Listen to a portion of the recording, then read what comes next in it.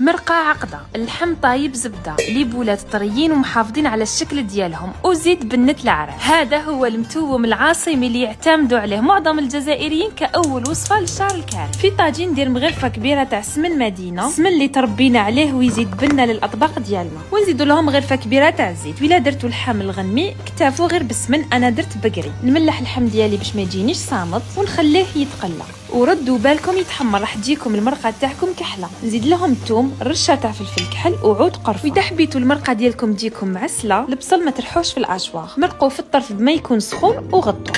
نحكم لا فيونداشي تاعي، من الاحسن ما تكونش معمره بالشحم، نديروا فيها الثوم فلفل كحل وشويه تاع كمون، حبه بيض، مغرفه كبيره تاع لا شابلور وشويه ملح. والسر اللي يخلي لي بولات تاعكم طريين هو السمن مدينه. ودوك راهم متوفر بنوعين، خرجوا لنا مام واحد خاص بالحلويات. نديروا مغرفه صغيره ونعجنوا منه. قبل ما نكمل لكم الوصفه، ديروا جيم في طريقكم وابوني عند ساره كوك ديزا. نشكلهم كوريات ونروح نديرهم فريجيدار يريحوا 10 دقائق. وبعد ما طاب اللحم ديالنا، رحت رميت هذوك لي بولات وخليتهم يزيدوا يطيبوا واحد 10 دقائق.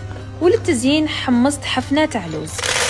وفي الاخير حبيت نقول لكم بلي سيفيتا راح تدير لكم مسابقه وراح تربحوا فيها عده هدايا، مالكم غير تتابعوا الصفحات تاعهم على الفيسبوك والانستغرام، وقولوا لي في لي كومونتير واش طيبوا نهار الاول تاع رمضان. صحفتكم.